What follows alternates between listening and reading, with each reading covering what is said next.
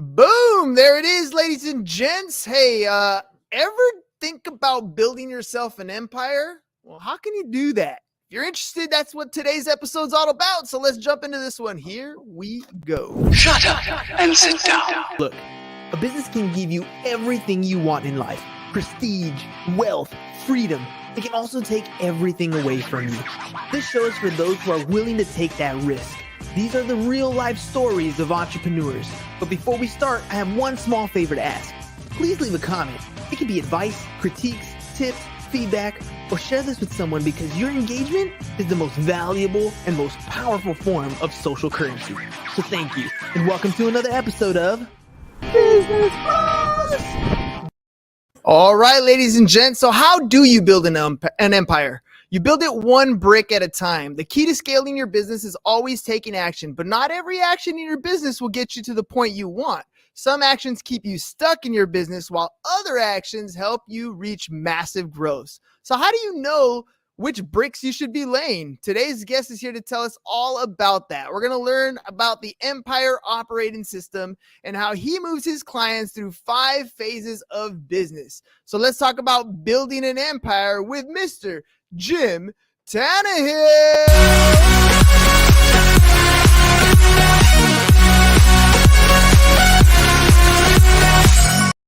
All right, Jim, welcome to the classroom party, dude.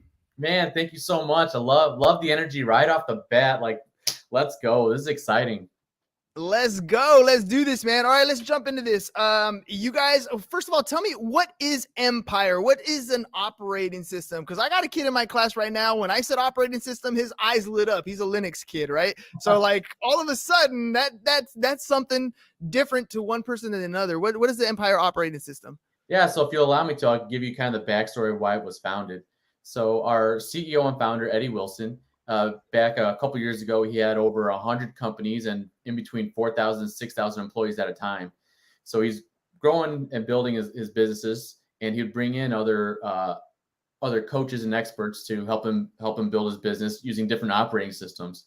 And what I mean by operating system, it's that business structure, like behind the scenes, you're with knowing your purpose, your core values, your mission, like building that structure. We do have a software that pairs with us, but it's that ideology, that methodology that really helps you build that business efficiently and correctly. So he kept having different people come in, and he kept hitting a ceiling. So what he did was he took all the good pieces from the different operating systems they liked, and he built his own. And in 2019, he was able to exit 76 of those businesses for $1 billion plus in revenue. And that's not obviously not just because of the operating system. There's other things they did, but the operating system played a big part. So what makes us different than any other operating system out there is we speak to all 5 phases of business: startup, perseverance, viability, scale, and succession. So we help that person from that solopreneur that has that business concept idea all the way that person is looking to sell their business, exit their business, pass it on as a legacy, whatever that is. That's where Empire was founded and why it was created. I got a bunch of young 17-year-olds, right? They don't for sure, most of them don't know what they're going to do after high school. Hell, I didn't know what I was going to do right after high school, right? Yeah.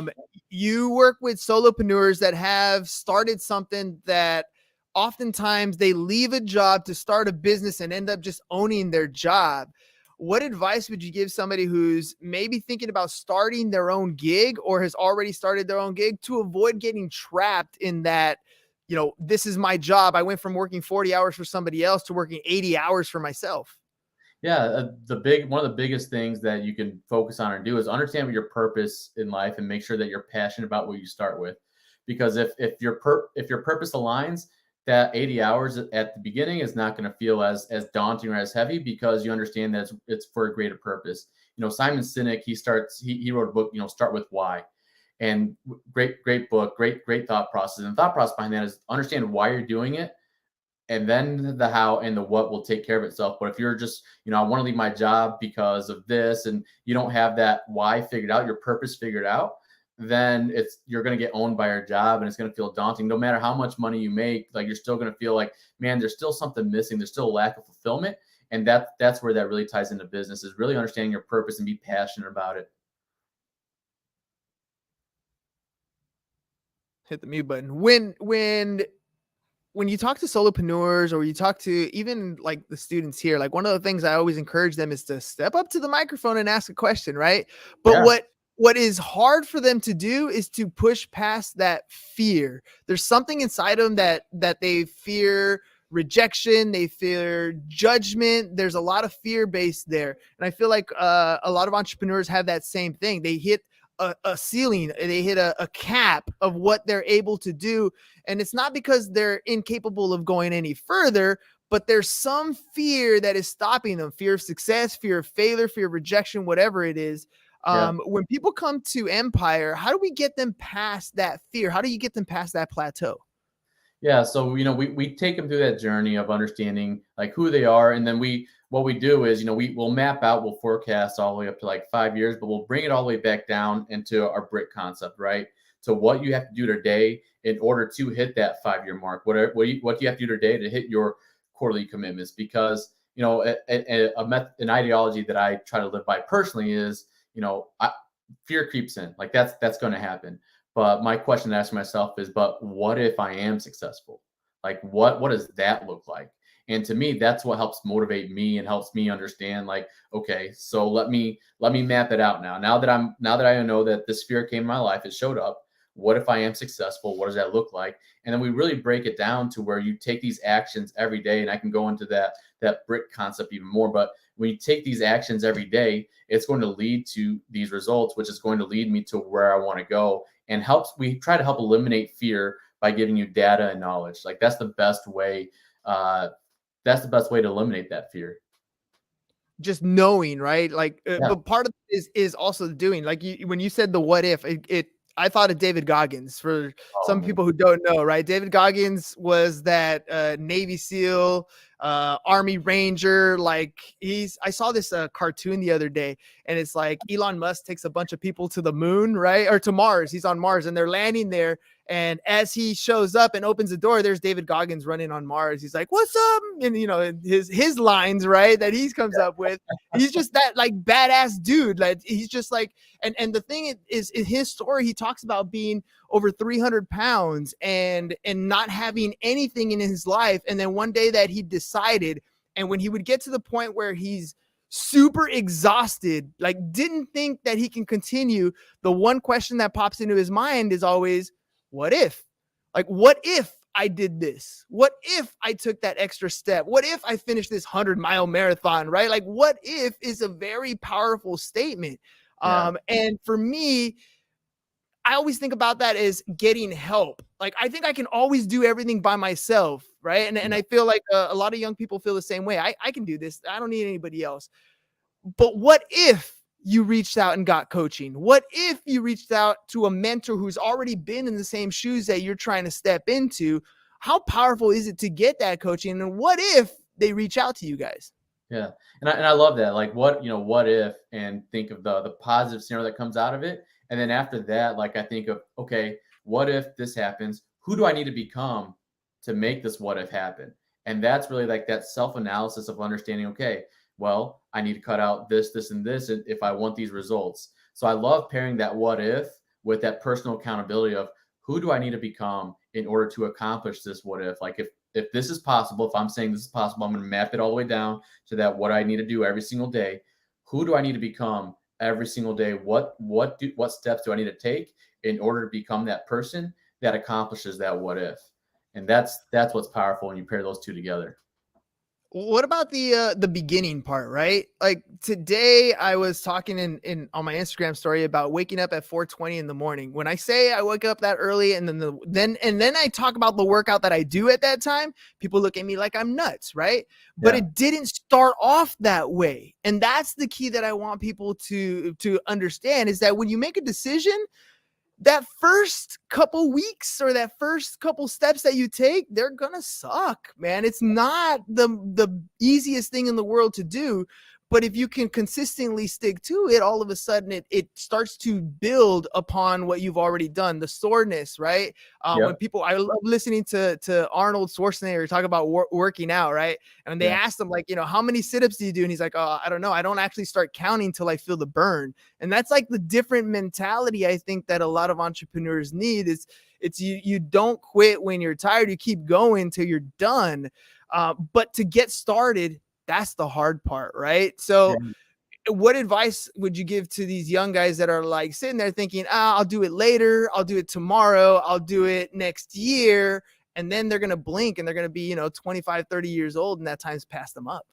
Yeah, yeah. Don't wait. Take action today. Whether it's and it's not like when we say take action, it doesn't have to be this huge action step. The diagram to success is not a straight line. It's not an upward slope, clean straight line all the way incline all the way up. It's back and forth. Like you like you said, you wake up at 4:20, but when you first started out and you try to do that, there's probably some mornings where you slept in or didn't work out, and you just got to find like consistency and action combined together is what's going to get you there. And it's as long as you're making small steps every single day, whether it's waking up 5 minutes earlier, going to bed 5 minutes sooner, eating a little bit cleaner, like that's going to pay off in the long run as long as you keep going forward. Because you don't fail when you don't reach your goal. You fail when you stop trying. So to understand that, like, it's funny that you're talking about working out. I just recently started working out again after different things going on in my personal life, but I just look back at my activity on my Apple Watch, and for the last 3 weeks, I've worked out at least 5 to 6 days a week for the last 3 weeks. And I look back at that, I'm like, man, I remember when I first got back into it, how sore I was and how much I was complaining about it. But now, man, I love it. I feel good. I'm getting better sleep. I have a lot more energy. Like I'm accomplishing a lot more. And the reason I made that shift a couple of weeks ago is because I have some big goals that I keep setting in my life. And who do I need to become? Well, I need to have more energy. How do I have more energy? Not by slamming energy drinks all day or taking caffeine pills, things like that. It's by being the best version of myself. And that's physically, mentally, spiritually, like all these things fall into play. So as long as you're taking those actions and that brick in your life and building upon that. And that's why we say, how do you build an empire? By laying one brick at a time. You don't have to build it overnight. It literally we understand that it takes time, and we're just going to keep adding that brick. And then you're going to look back a couple months from now, and you're going to be so happy that you took that action because you're going to have so much to go for it. Yeah, 100%. I'll be honest, man. I started working out because I wanted to look good when I got out the shower. I wanted a six pack. I never had it before. And I was like, yes, that's the goal. I could easily visualize it and make it happen. And I think in business, sometimes it's not easy it's easier for you to visualize. It's not as easy to share that vision with other people, right? So let's talk about the 5 phases of business that you guys use so that we can kind of visualize this process and get our metaphorical six pack or by laying bricks. Yeah. So, startup is you have to have a predetermined amount of money, predetermined amount of time. And that's where people kind of get in trouble, right? Is when they do have a startup and they don't put a time frame on it. And then next thing you know, they're a couple years down the road and they're just out of money. Like what in the world happened? So you got to intentionally understand that, hey, this is going to cost me some time and money. This is what I'm willing to put forth. There was a company that I helped start back in December, and the owners, they told me, they said, hey, you've got 12 weeks to make this profitable, get some sales done and have it built out. Otherwise, we're going to shut it down. And you've got to be willing at that point. If you set that, hey, it's going to be 12 weeks, you've got to be willing to reassess it and see, okay, am I making enough progress, or do I need to shut that down? So that's predetermined amount of time, predetermined amount of money is the startup phase. Perseverance, it's what Gary Vee refers to as the grind phase. That's when you're working those 80 plus hours a week, just trying to grind. What's bad with the perseverance phase is that's where social media and different places like that, they over glorify that phase. That phase is not a phase you want to be in for a long time at all. Like you want to get out of that phase as fast as possible, but you understand like everybody has to go through it. And that's when you don't have, two profitable quarters in a row. You don't have an operating system. That's when in perseverance is when you kind of in business where you have your aunt running your financials and your brother-in-law is running your sales or something like that to help you to get to that to get that certain level. You really don't have, defined roles and things like that. And getting into viability, you have 6 months of operating costs in the bank. You've had more than 2 profitable quarters in a row. You've got a good operating system, and you've got the right people in the right seats. In viability, the difference between perseverance and viability is, I like to call them false profits. It's when the business owner is doing the marketing, the sales, and fulfillment. And you're like, man, we're making all this money, but are you actually paying yourself for that marketing role, for that sales role, and for the fulfillment? Because it might look like, man, you're profitable once you hire somebody. Like, man, what happened to all my money? All it's gone. Well, you didn't allocate at that time when you were building it, and that's what I call false. That's what I like to refer to as false profits. Is you're making profits, but are they actually true or are they not? Viability is where you have the right people in the right seats, and you're actually paying people to the right amount of salary and things like that. Let's hover on that for a second, because I think that's super important. That work grind, you're right, it is glamorized, right? It's I get up and I hustle and I grind every single day, but you're gonna burn out if you do that. Yep. And you said, putting the right people in the right seats, and to me, the simplicity of that is learning to delegate some of your tasks over to other people. And I think that's one of those difficult things that we get taught in school that we don't do, right? In school, it's all about what grade did you get and what work did you do and how well are you doing it? And then we take that same idea into the real world, and it doesn't actually pan out that way, because in real life, it's not about doing all the work yourself. You're going to burn out if you do that. So how do you teach people to let go and understand that that person they bring on isn't you? They're not going to do it as well as you, or they're going to not do it as quickly as you, or care about it as much as you. They're like a 60, maybe on the best side, a 70% version of yourself. And yet you still got to convince somebody to let that task go. Talk to me about that aspect. When you talk to entrepreneurs who are coming into this space, let go, delegate. How difficult is that for them? It's very difficult, but what we try to reinforce and remind them is that 70% of one person and 100% of you is 70% better than you by yourself, right? If you're looking at that scale, 100%, 100%, 200%, you're functioning at 170%. That's still better than the 100% that you're able to put in. And how we help describe that, entrepreneurs, we say we're very good at building the plane while we fly it, but we can't expect our team and the people, once we get to that point to where that plane is built and we're like, man, we need to do something else. We need to grow and scale. That's when we want to sit down, like, hey, you need to understand, like, you need to sit down and process and systematize your business. That way, somebody that comes in, sure, they're going to come in at a 70%, but you're going to be able to train them up because, hey, this is how I found the path to success. These are the different things that I did, and they're able to replicate it. And then you'll see, if you get in between 85 and 90% out of that person from yourself, man, how does that change your business? How does that lighten your load? And it's not to say that things that you're delegating, you got to make sure that the things that you're delegating are not, everyone's like, oh, delegate away your weakness. Yeah, you should, but you need to make sure that weakness that you're delegating to that person is their strength. Otherwise, you're just setting yourself up for failure and frustration. And that's the risk of hiring that brother-in-law, that family member, whatever that looks like, and just like, hey, I'm just going to delegate the stuff that I don't feel like I'm good at. I don't know if you're good at it, but here you go. But taking that time to understand who that person is, okay, I'm going to delegate these things to your strength because you're really good at this and I'm not. And then you'll watch that 70% turn into 80, 90, 100%. Yeah, that's a tough sale sometimes, because my name's on there, right? Like, this is my business, and if I don't do it right, that employee is going to tarnish my name, and it comes back to that fear, right? That fear of not being enough, not being adequate. All right, so hustle and grind, we delegate stuff out. What's that next phase we're looking for? Yeah, so when you get to scale, you have to understand, like, you need to, and not every business is built to scale. There's some businesses, not every person is built to scale. There's some people that viability is as far as they want to go. They want that steady income. Hey, I've got a good profitable company. I'm okay. I don't want to take any more risks. Like, that's where I want to be. So scaling, we always say you need to start with a purpose and have that passion. And as long as you have that, because again, another thing that's glamorized is, oh, I built this big, massive company, and everyone's going to try and do that. But if you don't have that purpose behind it, and you don't have the key points that I'm going to talk about here in a second, then what's the point? What's the point in doing that? Because when you go to scale, you're essentially going back to that perseverance phase, to where you've got time and money and resources, that all these profits that you're used to making and stacking up at the bank, you got to reinvest that into your business and trying to help it grow. There's a couple things going to scale that you've got to be aware of. Like there's a saying, the people that got you here won't get you there.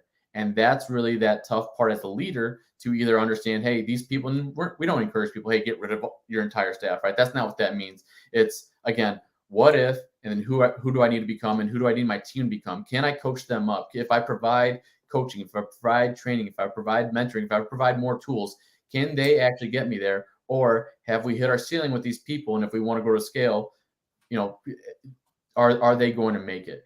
And so that's something to be very, very aware of in that phase. And then, like I said, there's not everyone's meant to do that. So understanding who you have on your team and all that. That's the role of a leader, the role of a CEO, right? And I think it's different. We're so quick to start a business and be like, yo, I'm the CEO of, my own corporation, or, whatever it is.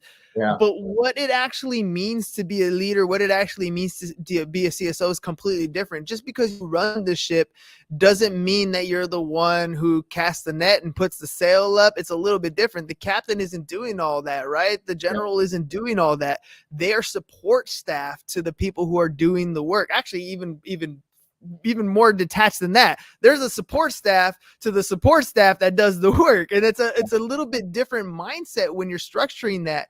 And I was thinking about when you said when you're talking about the roles and not having clearly defined roles, I keep thinking of Michael Gerber's like E-Myth, right? And he talks about how even though you're a solopreneur at the beginning, to define the roles of your company and then start putting people in place into those roles is so vitally important. That's where you get the ability to scale, right? Yep. Yeah, absolutely. That's hugely important. And that's why we really emphasize, like, when we work with businesses that are in perseverance, like, we tell them, hey, this might not be comfortable. You might not think, man, this action I'm going to do is not going to make me X amount of money right up front, but it's going to save you in the long run. We try to get the processes, systemization out of their head at that time. That way, once they get that helps with getting them into viability and help set them up for scale. Because now, instead of trying to create all these processes when you're going to scale, now you're just refining them because they're in place. So ideally, in a perfect world, of business from startup starts with the process and systemization in mind. But for sure, in perseverance, like, the quickest path out is to get these processes, procedures, policies, all these things kind of in place to get you into viability. And then when you get to scale, then all you're doing is refining and making better. And you said something earlier that I wanted to kind of emphasize on, and it was the idea of kind of success, right? You said not every business is meant to be scaled, and that a lot of entrepreneurs reach a certain level and they're cool with that.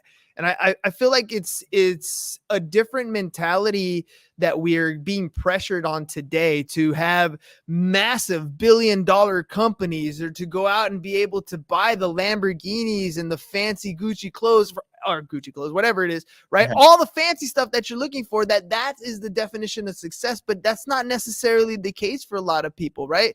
Being able to build something that is self-sustaining. I talk about, like, my brother, for example. We built an insurance agency. He's at 30, I think it was 37 a few years ago. He turned 37. He didn't have to work anymore. Literally, he's got a business where insurance agents are writing the business. He has another team that does all the agent support staff, and he just sits back and makes sure the ship is running in its own direction. He decided this week that he was going to start making costumes, because that's the hobby he wants to pick up, because that's what he can do. He wakes up whenever he wants, does whatever he wants, plays guitar, but he set up a system, and he's not killing it. Like, he's not making millions of dollars. He's in lower six figures, and he's comfortable. That's his idea of success. So when you talk to entrepreneurs, isn't that one of the things that you kind of have to sit down and define up front? Like, what is it that you want this business to look like? What's this end game result? Yeah, it's all about vision casting. And, again, that ties back to your purpose and your mission. Like, if your purpose is, to provide a comfortable life for your family, but you want to emphasize, family time, things like that, well, then maybe once you get a business to viability, maybe going to scale is not for you, because you're going to get burnt out, because it's going to be all over again, and you're going to miss out on that time. So we really take time through our operating system to sit down and have the long-term vision conversation and the short-term vision conversation. And we look at that leader, and there's a couple different assessments and tools that we use to kind of see, okay, are you more of a visionary looking long term, or are you more of an operator and you just want to get something to viability? Because again, like we've said, it's so glamorized to go out and get those things, but you don't realize, what you have to give up to get those things. Like a powerful quote that I heard the other day is, every time you say yes to something, you're saying no to something else.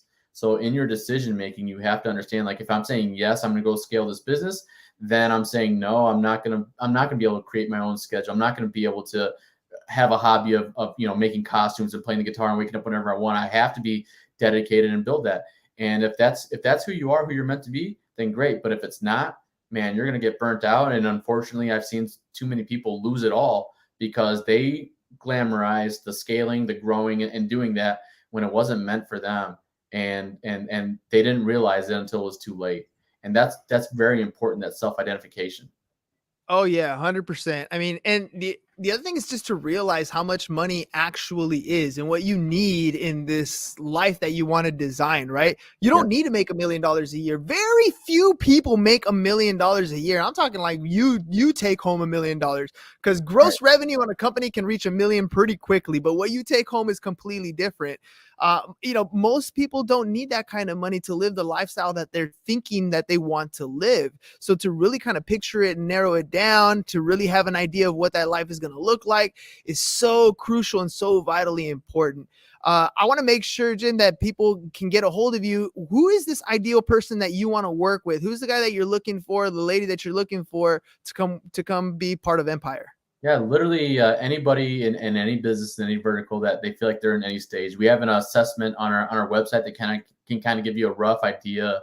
It's a free assessment. It gives you a rough idea of kind of where you're at in business. But we've worked with over 800 businesses in many different verticals, in real estate, e-commerce, solar panel companies, recording studios, pistachio companies. So anybody that has like that business idea that wants to step out, like, obviously we have some products that we sell, but we also just want to provide value and just help people. Like, man, I'm of the abundance mindset, not scarcity. I think there's more than enough in this world and in our operating system to help people get to where they want to be. And I want to be part of that journey, whether it helps me out financially or not. Like my passion, my value, the reason that I joined Empire was because when I saw the curriculum, I've been an entrepreneur in business for over 10 years. And when I saw it, I was like, man, if I would have known this 10 years ago when I first got out of high school, when I was in college, when I created some business partnerships with some friends that I don't talk to them anymore because I didn't structure it right. No one really taught me this. And a lot of heartache, a lot of money lost, and a lot of relationships lost that probably would have been able to been saved had I known how to properly operate a business. And I know you said you've got like 30 live students on here. And the quote I've always heard my entire life is, don't go in business with friends, don't go in business with friends. And I thought I was the exception, and I wasn't. And it's because I didn't have access to something like this. So if you've got that entrepreneurial bug and you think that this is a path for you, like, let's talk. Let's have those conversations. And if you have a business, if you don't know where you're at, we have a free assessment. And there's a lot of different ways for us to work with you, but that's where my heart, my passion is, right? Is I wish I would have learned this 10 years ago, because I probably would still have some really good relationships now that I unfortunately don't have anymore. I've been popping stuff up on the screen, but just for those people who just listen to the audio version, what's the best way to get a hold of you? Yeah, so my email is jim@empireom.com. So it's JIM@empireom.com. You can reach me there. If you take that assessment on our website, it gives you access to my calendar. We can schedule a 30-minute call, or you can send me an email. That's the best way to get a hold of me. I'm also on social media, coach.jimT. Thanks for putting that up on the screen. I couldn't remember my handle. Coach.jimT on Instagram. So if you want to reach out that way too. Again, we do have some products to sell and some things to give away. But most importantly, I want to add value. Last thing, which I didn't tell, is we do have an online course that usually retails for $12.99. If you want access to that course, I'll give you a free code. It'll be Business Bros. and it'll give you a code. So just go to our website, empireom.com. Go to take the course, put the course into your cart, and then at the end where it asks for a coupon, put Business Bros, and it'll give you access to our course for free. 3 to 5 hours worth of content, along with a downloadable workbook, a lot of good action steps and things that you can take from that. And then if you want to learn more about us after that, more than happy to have a call and conversation. But that's my gift to you and your audience for being so gracious for allowing me to be on the show. Dude, thank you very much. Look, ladies and gentlemen, that's really what it comes down to. You are literally given tools, books, courses just to improve yourself, but it's up to you. Like at the end of the day, you got to take the action. Nobody's going to make you better than you will make you better. So make sure you guys stop by empireom.com, grab that course, enter the promo code Business Bros, and get yourself on your way to success. It's up to you. What do you want to do in this life? Let's figure out what you want to do. I love if you ever go to therapy, that's the number one question they're going to ask you. What do you want? Figure that out, and the rest is up to you. Design the life that you want to live. Jim, thank you very much for coming on the program. Ladies and gents, let's give him a round of applause. What do you say? Thank you. All righty. All right, ladies and gents, we'll catch you on the next one. Peace. And we're out. It's over. Go home. Is your business in need of marketing? Try starting a podcast, but not just any podcast. Podcast like a pro. We can show you how to take your business from being invisible to becoming a brand people trust. Go to www.businessbros.com.